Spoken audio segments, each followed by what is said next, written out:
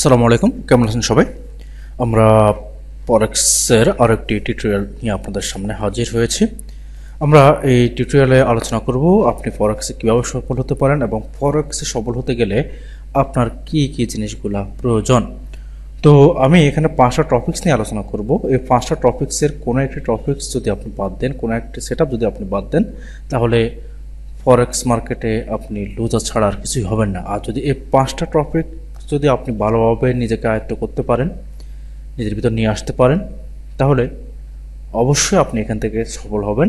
এবং সেটা কীভাবে সেটা আমরা কথা বলবো।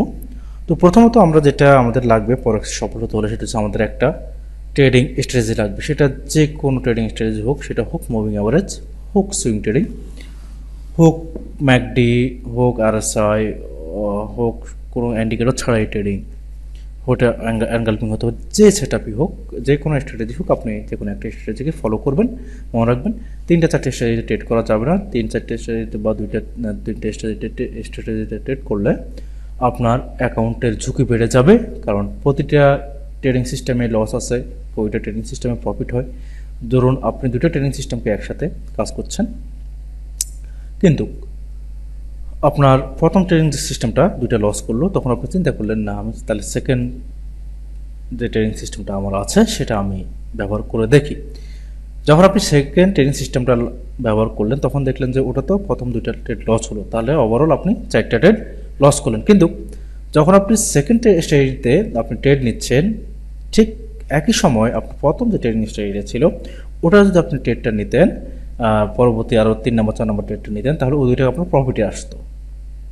তাহলে দেখা গেল যে আপনি যদি প্রথম স্ট্র্যাটেজিটা ফলো করতেন, প্রথম দুটো লস হওয়ার পরেও আপনি পরবর্তী দুটো লাভ করে আপনার প্রথম দুটো লস রিকভারি করে প্রফিটে থাকতেন। কিন্তু আপনি দুইটা সিস্টেম ব্যবহার করার কারণে আপনার মোট 4টা ট্রেড কিন্তু লস হলো। তো এজন্য আমরা সবসময় বলি যে কোনো একটা ট্রেডিং স্ট্র্যাটেজি ব্যবহার করুন, ওই স্ট্র্যাটেজি সম্পর্কে ভালোভাবে জানুন, কীভাবে কাজ করে ট্রেডিং সিস্টেমটা ওটা ভালোভাবে বোঝার চেষ্টা করুন, তারপরে আপনি ওটাতে প্র্যাকটিস করুন। আর সঠিক অ্যান্টি বলতে আমরা যেটা বোঝাচ্ছি, ধরুন আপনার ট্রেডিং স্ট্র্যাটেজি আপনাকে যেভাবে অ্যান্টি দেয়, আপনার ট্রেডিং সিস্টেম যেভাবে আপনাকে অ্যান্টি নিতে বলে, আপনি ঠিক সেভাবে অ্যান্টিটা নিন। অর্থাৎ ধরুন আপনি মুভিং অ্যাভারেজ সিস্টেম ট্রেড করেন, আমি দেখাই। ধরুন আপনি মুভিং অ্যাভারেজ ট্রেডিং স্ট্র্যাটেজিটা আপনি অ্যাপ্লাই করে আপনি ট্রেড করেন মুভিং অ্যাভারেজ, জাস্ট আমি 10 একটা মুভিং অ্যাভারেজ নিলাম। এখন আপনার ট্রেডিং স্ট্র্যাটেজিতে বলছে যে মার্কেট যখন মুভিং অ্যাভারেজের উপরে যাবে তখন আপনি অ্যান্টি নেবেন, এবং তার পরবর্তীতে আরও একটি কনফার্মেশন ক্যান্ডেল লাগবে, যে ক্যান্ডেলটা মুভিং অ্যাভারেজকে কোনোভাবে স্পর্শ না করে তার উপরে উঠে ক্লোজ হলে আপনি অ্যান্টিটা নেবেন। এটা হচ্ছে আপনার মুভিং অ্যাভারেজ ট্রেডিং সিস্টেমের প্রপার একটা সেটআপ। এখন আপনি কি করলেন, আপনার ট্রেডিং স্ট্র্যাটেজি অনুযায়ী আপনি মুভিং অ্যাভারেজ উপরে যখন মার্কেট গেল তখনই আপনি অ্যান্টিটা নিয়ে নিলেন, এবং আপনার যে কনফার্মেশন যে ক্যান্ডেলটা ছিল ওই ক্যান্ডেলটার জন্য আপনি করলেন না করে আপনি ট্রেডটা নিয়ে নিলেন। এই যে আপনি প্রপার ট্রেডিং সেটা ফলো করলেন না, সঠিক অ্যান্টিটা আপনি ফলো করলেন না, এটা ফলো না করার কারণে আপনি অ্যান্টি নেওয়ার সাথে সাথে অনেক সময় ম্যাক্সিমাম টাইম মার্কেট ডাউনে চলে আসে, এবং যেটা আপনাকে অ্যাসেট হিট করায়। এবং এই আপনার 100% স্ট্র্যাটেজি সেট আপ না নেওয়ার কারণে আপনি বারবার স্ট্র্যাটেজিটা চেঞ্জ করেন। এজন্য আমরা বলি আপনি যখন ট্রেড করবেন তখন অবশ্যই আপনার একটা ট্রেডিং স্ট্র্যাটেজি লাগবে, সাথে সাথে আপনার সঠিক অ্যান্টি পয়েন্টটা লাগবে। অর্থাৎ আপনার ট্রেডিং স্ট্র্যাটেজি আপনাকে যেভাবে অ্যান্টিটা নিতে বলে আপনি সেভাবে অ্যান্টি নিন। ট্রেডিং স্ট্র্যাটেজি যদি আপনাকে 90% কনফার্ম করে অ্যান্টি নেওয়ার জন্য, তাও নেওয়া যাবে না। যখন 100% আপনার সবগুলো সেট আপ, আপনার একটা ট্রেডিং স্ট্র্যাটেজির যতগুলো সেট আপ রয়েছে সবগুলো সেট আপ যদি মিলে যায়, আপনি ঠিক তখনই অ্যান্টি নেন। এটাকে বলা হচ্ছে সঠিক ট্রেডিং অ্যান্টি।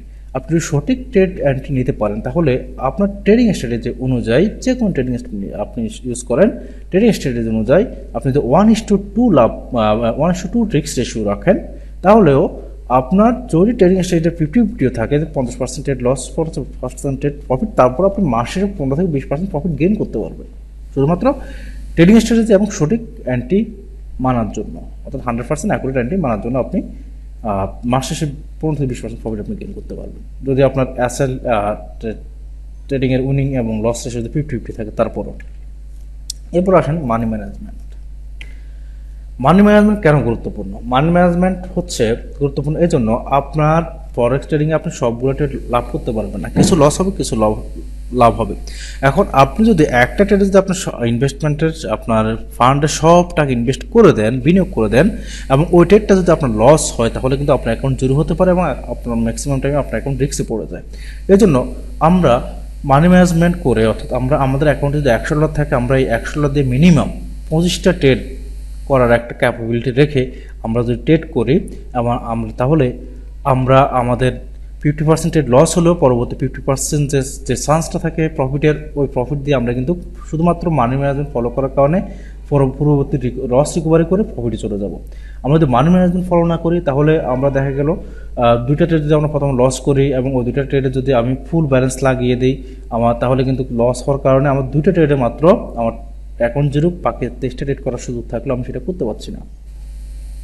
এজন্য আমরা প্রপার মানি ম্যানেজমেন্টটা করতে আপনাদেরকে উৎসাহিত করি, এবং মানি ম্যানেজমেন্ট কীভাবে করতে হয় এটার জন্য আমার একটা ভিডিও আছে চ্যানেলে, ওটা দেখে নেবেন। এরপর হচ্ছে স্টপ লস এবং টেক প্রফিট, এটা অত্যন্ত গুরুত্বপূর্ণ। আপনি যদি স্টপ লস খাওয়ার অভ্যাস না থাকে এবং টেক প্রফিট নেওয়ার অভ্যাস না থাকে, তাহলে আপনি আপনার অ্যাকাউন্টটা টিকে রাখতে পারবেন না, কারণ এই দুইটা জায়গাতে মানুষের ইমোশনটা খুব বেশি কাজ করে। যখন আপনার টেক প্রফিটে মার্কেট যখন আপনার প্রফিটে যাচ্ছে, কিছুটা প্রফিট হচ্ছে, আপনি কী করছেন, অল্প একটু প্রফিটে ট্রেডটা কেটে দিচ্ছেন, যে মার্কেট প্রফিটে আছে, ট্রেডটা কেটে দিই। আবার যখন মার্কেট আপনার বিপক্ষে আছে, তখন আপনি কি করলেন, স্টপ লসটাকে শুধু বাড়া দিয়ে থাকছেন, অর্থাৎ আপনার লস খাওয়ার অভ্যাসটা নেই। একসময় দেখা গেলো আপনি মার্কেট ট্রেন্ডে আছে, আপনি মার্কেট নিয়েছেন বাই ডাউন ট্রেন্ডে চলছে, আপনি মার্কেট ডাউন ট্রেন্ডে যাচ্ছে, আপনি শুধু অ্যাসেল বাড়াচ্ছেন এবং আপনি রি এন্ট্রি নিচ্ছেন। এটা দেখা গেল আপনার অ্যাকাউন্টটা খুব দ্রুতই লস হয়ে যাবে, জিরো হয়ে যাবে। যদি আপনি স্টপ লসটাকে যদি যে জায়গায় যে পজিশনে স্টপ লস থাকার কথা, ওখানে যদি স্টপ লসটা খেয়ে আপনি যদি মার্কেট থেকে বের হয়ে যেতেন, তাহলে আপনার অ্যাকাউন্টটা সেফ থাকতো এবং আপনি পরবর্তী ট্রেডগুলোতে আপনি নিতে পারতেন।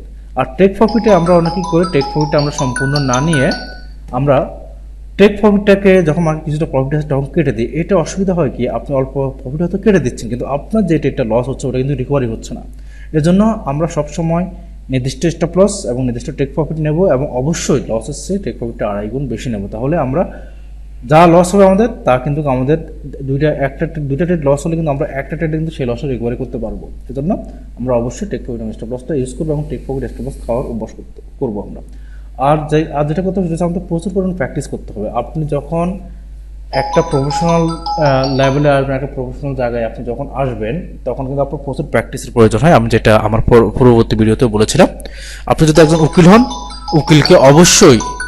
উকিলকে অবশ্যই প্র্যাকটিস করতে হয়, বছর পর বছর। একজন অ্যাকাউন্টেন্টকে অবশ্যই প্র্যাকটিস করতে হয় অনেক দীর্ঘদিন ধরে, একজন ডাক্তারকে প্র্যাকটিস করতে হয়, কারণ এটা এজ এ প্রফেশনাল লেভেল। আপনি যদি প্রচুর পরিমাণে, আমি যে উপরে যে 4টা স্টেপ বলেছি, 4টা স্টেপ যদি আপনি কমপ্লিট করেন, এবং এই স্টেপগুলোর উপর যদি আপনি প্রচুর পরিমাণে প্র্যাকটিস করেন, 2 মাস 6 মাস যাই প্র্যাকটিস করুন না কেন, যদি আপনি প্র্যাকটিস করেন, তাহলে আমি আশা করি যে আপনি ফরেক্স থেকে প্রফিট করতে পারবেন, এবং এই প্রফিটের অংশ দিয়ে আপনি আপনার পরিবার চালাতে পারবেন।